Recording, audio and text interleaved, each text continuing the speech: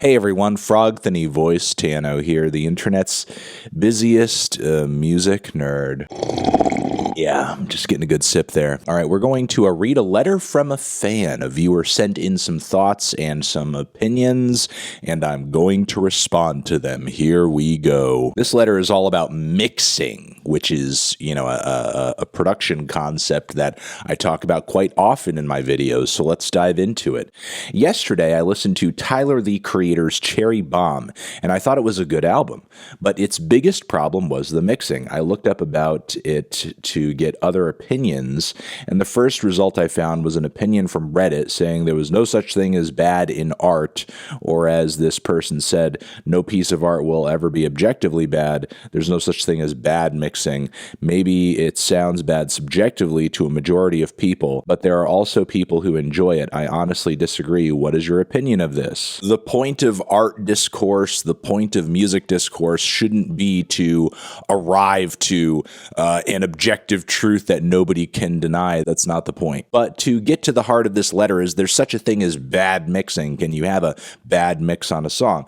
Look, I've said so in reviews, and of course, yes, again, if a mix sounds bad to me, that's my subjective opinion. But I guess we can use this as an opportunity to talk about what makes for a bad mix. Now, keep in mind what I'm going to be saying to you here in this video isn't like a technical overview of what good mixing is. I'm not going to be giving you like recommendations of like, oh, when you throw in a snare, make sure you're EQing out the unnecessary frequencies. I'm not going to be giving you like mixing tips and tricks in this video, but more of like a general philosophy of what makes sense, at least to me. I think it's important to understand, and I'm going to define these roles that I'm talking about as being played by different people, even though in many cases in the music world, you have people wearing multiple hats. Songwriters also producing, or the recording engineer is also doing some of the mixing, so on and so forth. But still, these are the processes through which we translate what is being created, what is being performed sonically by the artist. And I would like to think at the end of the day that the goal ultimately through these processes is to translate what the artist is doing with as much accuracy as we possibly can. Now, in my opinion, what can make for a bad mix is that we end up with a presentation of the artist's sound, their vision, that is not true to the idea or not true to even the way it sounded when it was performed, or maybe just simply not true to the vision the artist originally had. So with that in mind, I think a key component to mixing just across the board, especially when it comes to, my opinion in various reviews, is just clarity.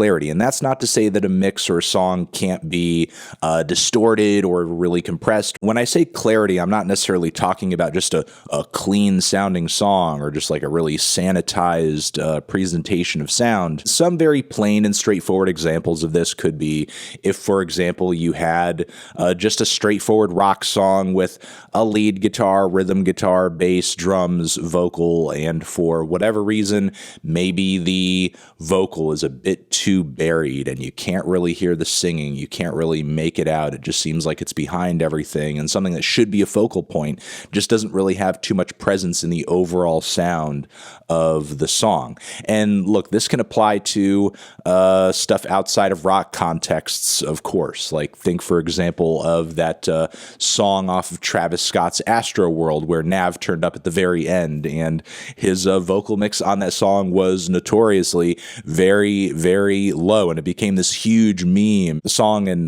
Nav's very, very quiet placement on it was like getting mercilessly roasted across the internet, to the point where the mix of Nav's voice, the volume of Nav's voice, actually got, if we want to hear things with clarity, we want to be able to make out the things that we're hearing. And if we're in a track and as we're listening to it, we can't quite make out in our brains what's going on because things are too quiet or things are too loud or things are muddy or you have frequency clashes, maybe everything's just on top of itself because there's no panning or anything like that going on.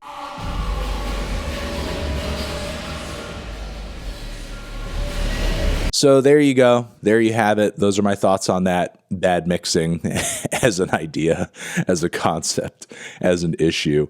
Thank you very much for sending in this letter. You're the best. Love ya. Over here next to my head is another video that you can check out. Hit that up or the link to subscribe to the channel. Anthony Fantano, mixing forever.